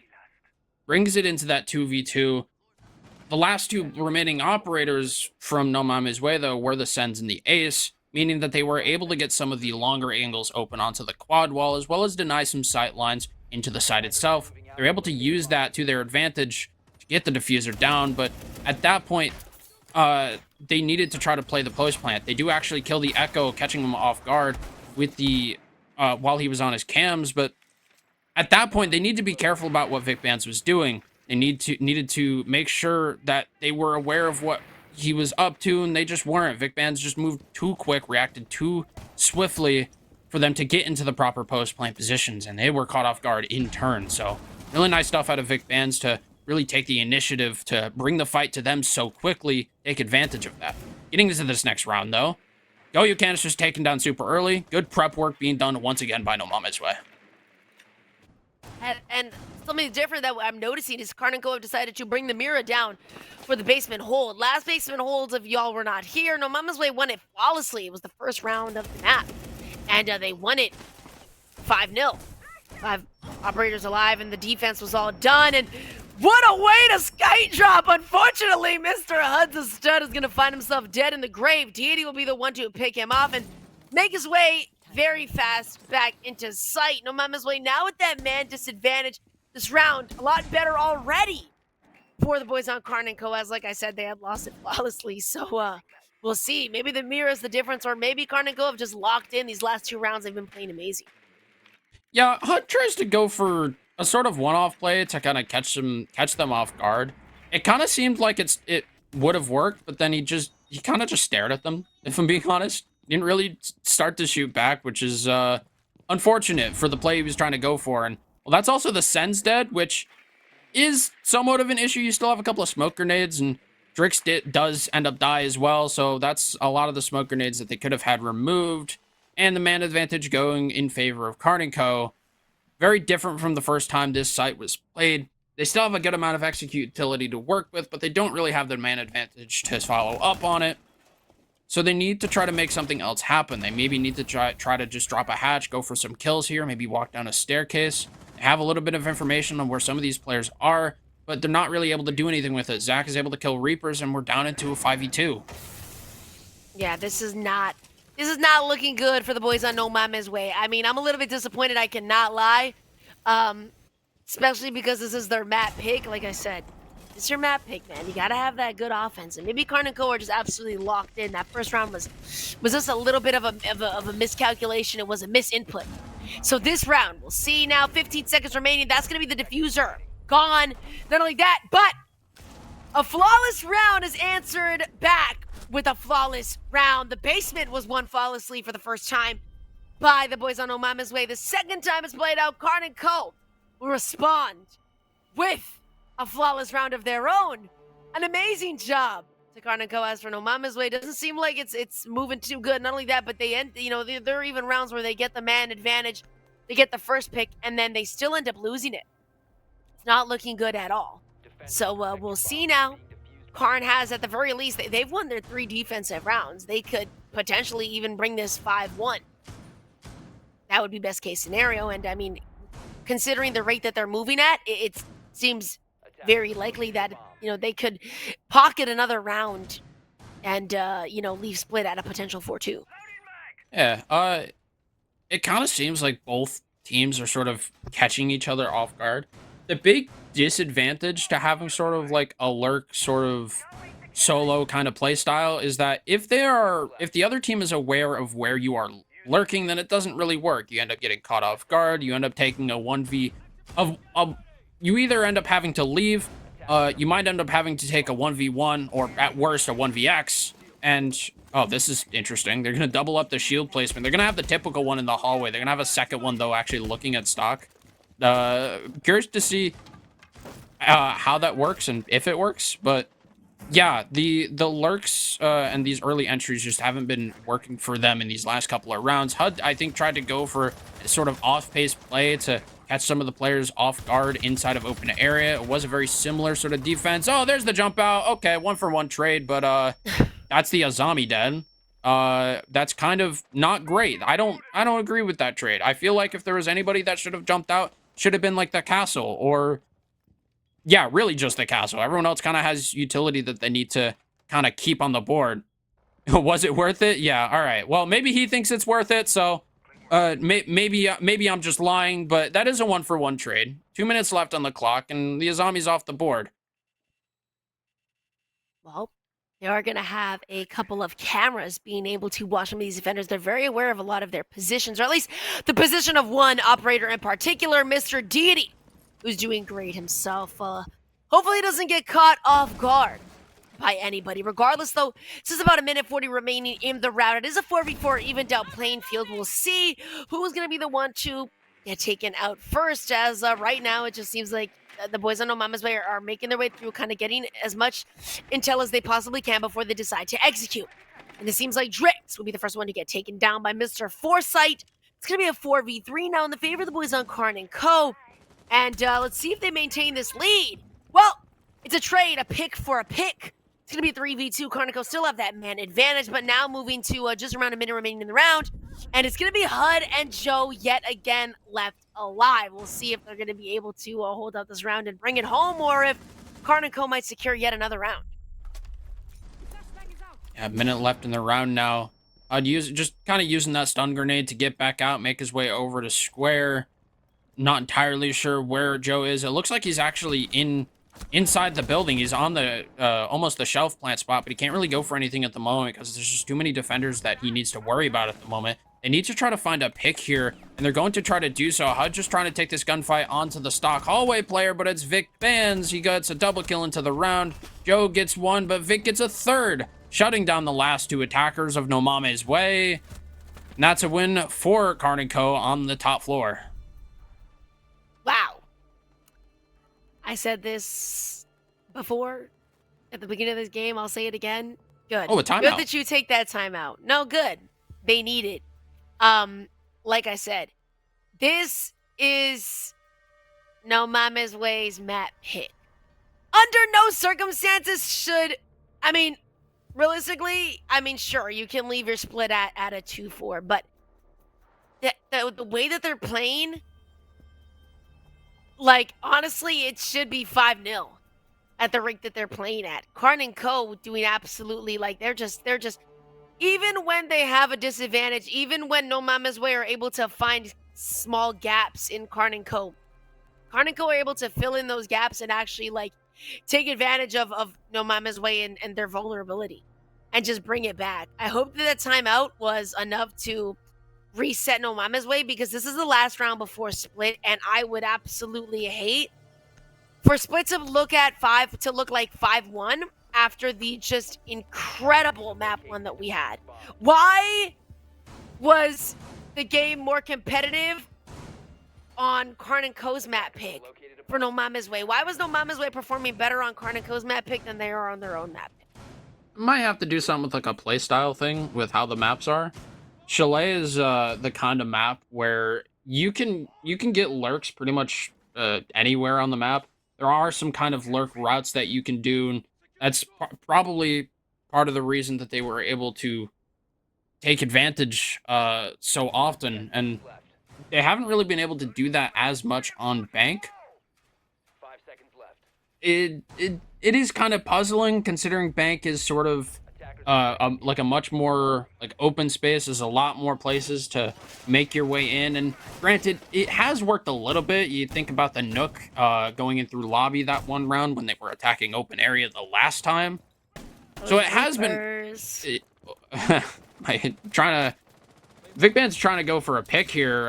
Oh, HUD has taken down Deity, so that's an early pick on that repel. Maybe just not enough attention being paid there. Unfortunate for Deity, but that might be what No Mames need to start snowballing into this last round of the first half. Well, hey, It is a man advantage for the boys at No Mama's Way. Will they continue to That's a smoke, hold too. it down? No, they won't. Reapers, man! After I was literally glazy, man. I was like, dude, I'm paying attention to Reapers, man. He's been playing incredible. Map 1, map 2 is getting cheeky with it. He's not getting jiggy with it at all. He's done. He's dead now. And he's not coming back to life. Vic, however, is dead. He might get revived back to life by his teammate. Yes, he will. And the playing field is leveled out again. Not only that, but there you go. KARN and Co. Mind you, start off with that man disadvantage. Will put themselves at an advantage. But at the very least, Drix is going to be able to take down Mr. KARN. It's going to equalize it out. And actually, Sneeze will bring it back into No Mama's Way's favor. Hopefully, the round will continue like that. It's going to be Mr. Foresight and Vic, who's 6-1. Vic! Oh my goodness. A demon on the side of KARN. He's got all the weight on his back. And not only that, but Foresight will take down Mr. Sneeze, equalizing out the playing field to a 2v2 now. Just over a minute remaining in the round. HP-wise, it seems like KARN and Co are at a little bit of a disadvantage, but like I always say, a headshot means everything in this game. Doesn't matter if you're at 1 HP or 100. If you can hit that shot, then you can win your gunfight. We'll see now how this round pans out. Joe, alive yet again. He's that kind of support player with that bomb. We'll see how they decide to execute. It's almost a mirror of the last time open area was defended. The only difference is that Drix is alive instead of HUD, and the sight denial that they have is smoke grenades instead of a Sens wall. It is Vic, and it is Foresight once again. Foresight being on the Echo. I don't know if he has any more drones, but if he does, he can maybe try to use it to deny this plant, maybe try to get them into position a little earlier this time. One more ace charge that can be used will open up an angle onto the square wall, and with the last 20 seconds left, they need to try to make something happen, but only one smoke grenade left to try to deny some of this vision. He's going to start to move his way in. You can see Foresight moving onto the Echo drone to deny this plant, and Drix is making his way into admin as well. They might be trying to go for kills here. They know they can't go for plant unless they find this Echo drone. Plant starts to go down, and we're at 0-0. Oh. They can't get the Echo drone, but they do get the kills. Vic Bands gets both of the last 2 remaining players and shuts down the round at 0-0. Well, that is split 5-1. Yeah. Oh yeah, my God. Oh my God. And you never cast with me, so you never heard me go on my tangent about you're a team, y'all got the nerve to pick a map. You better perform. Knowing that you, like I said, 99.9% of the time, you will go on offense on your map pick. 99.9% of the time. I think out of all the games I ever casted, I've probably seen it 2 or 3 times, maybe, that a team that that will actually opt to be on the offense side first, if it's not their map pick. Like, really? Bank is not one of the big 3, but it's a map that gets picked decently often, I would say, and a map that you shouldn't ever rule out.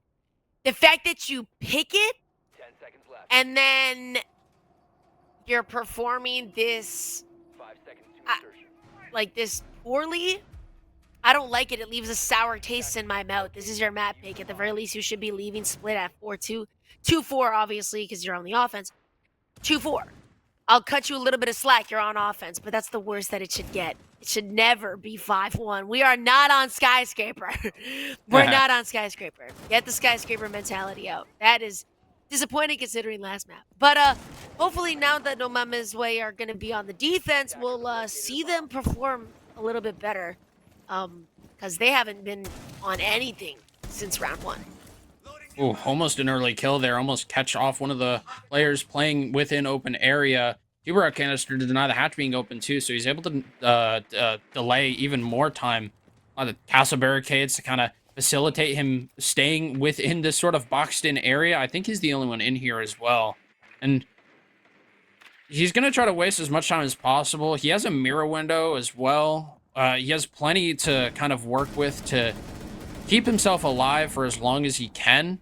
I don't know if he's dropped away at this point, but a lot of time, he has dropped away at this point, and a lot of time and utility is going to have to be dedicated to kind of taking that area of the map. They do have the buck to open some things up. open up some of the soft walls around that open area part of the map. But they need to start working on these other areas. Blue stairs needs to be dealt with, and they need to actually start getting some of these other hatches open. Sure, the red hatch is open, but they need to get the sight hatch as well. And while trade happens back and forth, Reapers takes down Zach, and KARN takes down Reapers in turn. The smoke goes down early. That's interesting. I imagine that was the blue stairs player. I believe it was, going down with over a minute left to go. At the very least now, start to make their way, opening up those hatches, maybe putting a little bit of fan pressure, having these hatches open might, you know, alert some of the defensive operators, a potential other, you know, point of entry for the boys on KARN & Co. As now they're going to, you know, be approaching the final moments in this round. They do have that man advantage as well. No Mama's Way, unfortunately, going to be down one player, and KARN have pretty much taking that top floor control. Now blocking off lines of sight with the sends. We're going to see everybody in No Mama's Way bunker down to sight. Not only that, but Joe having that C4 in hand, ready to rip it whenever he sees fit. Well, he's only got one, and they only have one for the entire defensive lineup. So, you know, if he uses it, well, he better use it properly. And so running in through the smoke, Vic being very cheeky, knows somebody is over there by that cash section of the vault. He's going to take down Joe, the only C4, and taking down Hudson Stud with him. 3-piece! The final 3 remaining players on No Mama's Way are going to get taken down quite nicely by Mr. Vic Bands. He's on a run, and he's not stopping. Amazing job to boys on KARN & Co., but an even better job to Mr. Vic Bands. An amazing game he's had. And, you know, that just secured the match point. This No Mama's Way, this doesn't even look like the same No Mama's Way that was playing on Chalet. Yeah, it doesn't even seem that close, really. Like, they're not being proactive enough this time around, I think. They're not taking the initiative to get their way into the face of KARN & Co., and it's kind of showing at this point. You know, they get put into that man disadvantage around midway through the round, and they still have the sends on the board. They still have other smoke grenades. They have the Grim. They have everything they need for the execute, because, well, hardly any of them died, so they're able to go for that. The nitro cell doesn't land. Imagine it was part of the maybe an off position sort of plant spot that ends up helping that to happen. And Vic Bands, using the cover of the sends wall, takes a really aggressive position that I don't think anyone was expecting from No Mama's Way. He's able to get a 3-piece off of it just because of that fact. And yeah, there's just not enough being done by No Mama's Way, I think, to kind of blunt these attacks at this point. That being said, if you are a No Mama's Way fan, the last time KARN & Co. went up 6-1 on Bank, they ended up losing the next 4 rounds. So, if you are a fan of No Mama's Way, you want to see that happen, and potentially more. It could happen if they manage to start pulling this back, but they need to be a little bit more proactive. These bunker strats just aren't really working. These sort of extensions that they've been doing haven't been working, and there we go. That's what I like to see. A smoke. Top of square stairs, takes down KARN, takes down another onto Vic Bands, who was trying to get the trade in blue. So that's already 2 picks. The Grim Reaper. That's the Grim Reaper! They're still in it! They're still in it! I mean, hey man, it's 6-1. I gotta say this, Reapers with a 3-piece! Yes! They're still in it, man! I couldn't have this game go out this fast. Reapers, get in the 3-piece! My goodness gracious. Sneeze also gonna find one. It's gonna be up to Mr. Zach Killer in a 1v5. No way the 2 rounds that No Mama's Way win are both gonna be flawless. Sneeze finding 2, and Mr. Grim Reaper himself will find the other 3. At the very least, No Mama's Way, they're down, but they're not out just yet. Oh my gosh, man. They're bringing me for an emotional roller coaster. KARN & Co. have 4 rounds to mess around.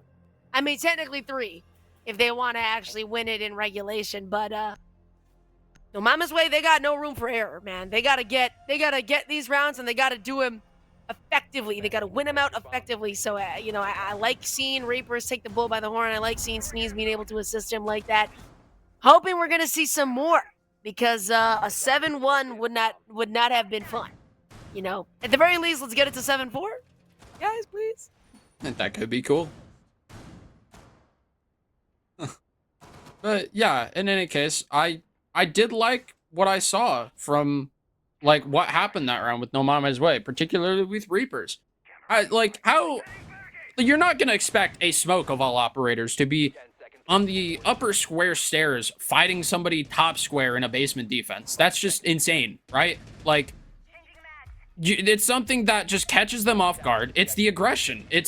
That's what I was saying is what I think that they need at this point. They need to make these sort of off-pace plays. And sure, Reapers does manage to get that 2-piece. He gets that first kill. He knows that there's going to be another player trying to trade him from below in through bottom square. He gets that kill too, brings his team into a 5v3. But I want to see more than just Reapers doing it. I want to see the full team, or at least most of the team, kind of committing to that sort of counter aggression on the defense, because I think if they commit to that a little bit more, they're going to be catching KARN & Co off a lot more than they have been so far, and that will lead to more kills, and those kills will lead to more round wins.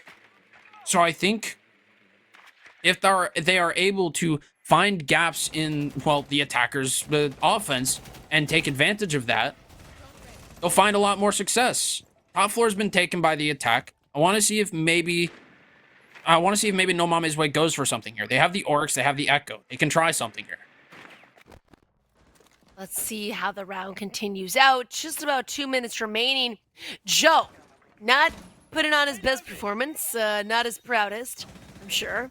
But maybe we'll be seeing a little bit of a change this round, or at least in this game, if it continues to go on. Still going to be a 5v5. Nobody's even taking so much as damage. Seems like KARN & Co are going to be taking their time, droning out everything and scoping out the area, getting as much intel as they possibly can before making their full-blown execute. We'll see that now. There was going to be somebody pinged on a drone, and it was going to be Mr. Sneeze. We'll see if they're going to be a little bit cheeky. They just move the drone just a tad bit, so hopefully you won't be able to see him. But here comes the execute potentially coming in from 4 cities. He's going to bring down these Candelas. He's going to be cooking them the slightest bit, and now that the defenders are going to be flashed, a potential execute? Maybe not so fast, maybe not so soon. Now approaching just about a minute remaining in the round. Just kind of baiting out some of that utility. It doesn't end up working. Reapers takes out Foresight, sprints past the window, keeps his life intact. But a couple of his teammates, Joe and Sneeze, have died in the process. He has, like I was saying, the Azami Wizard. Like, what is that angle underneath the kitchen? Like above the kitchen desk. Gets a kill from that, but the trades happen back and forth. Vic gets a kill, Didi does as well. And now HUD is the last one remaining in a 1v3. He's on the Echo. He could try to stall out a little bit, but there's way too much time for that to really make a difference.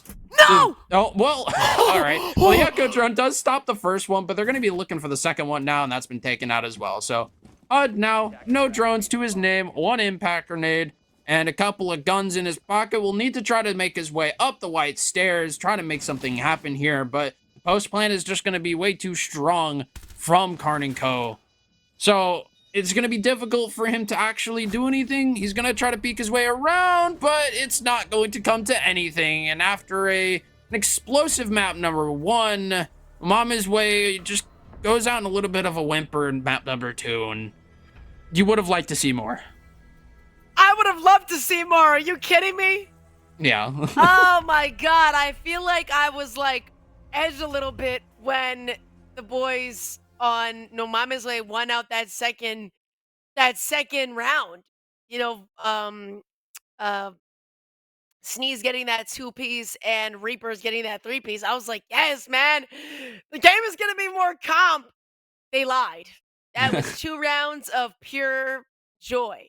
Congratulations to KARN & Co. Hey, look, KARN & Co, an amazing team. They played off of each other great, and you would have never guessed that was the map pick of No Mama's Way. I mean, unfortunately, they played it poorly, or maybe not even played it poorly, but I think that just the overall mechanics and being able to win your ones, being put in good situations or putting yourself in a good situation, all credits went straight to KARN and Co. I mean, they did amazing. Map 1 was, on Chalet, a lot closer and way more competitive. I was hoping that this was going to go map 3, considering the potential that No Mama's Way had shown and the resilience against KARN and Co. Unfortunately, though, it just seems like that was a one map, one and done kind of thing, and map 2 just kind of just went to the gutter. Yeah, I imagine. I don't know if it was maybe mental chalk, but the fact that that first map went all 15 rounds and it was so close the entire time, it probably just took the energy out of No Mama's Way, and it. But just, think about it too; they won the first Yeah. round flawlessly It won on the. bank. So you would think like, damn, like they're really locked in, like they did not come to play, like that's a flawless round. But hey, man, it's sometimes it happens. You get a random flawless, and then that's it. You tank for the rest of the game. Yeah, sometimes that's how it goes, but yeah, I think that is going to be it for us. Yeah, it's unfortunate, but congratulations to the boys on KARN and Co. for winning out this in 2-0. Unfortunately for No Mama's Way, we had mentioned before they were at the bottom of the leaderboard. This was kind of like their last shot to make it into the play-ins. I'm not too positive, but I'm pretty sure that this was kind of like their kind of, if they win this, they can make it to the play-ins. If not, then yeah. But regardless, hey, it's not all for nothing. It's practice, and it's for chemistry to play as a team better together and kind of understand your opponents and be prepared for the future. Regardless, on behalf of the staff at TPL and on behalf of both me and Painless, thank you guys for watching tonight. I believe it's a joint stream with XGS. There's another game going on.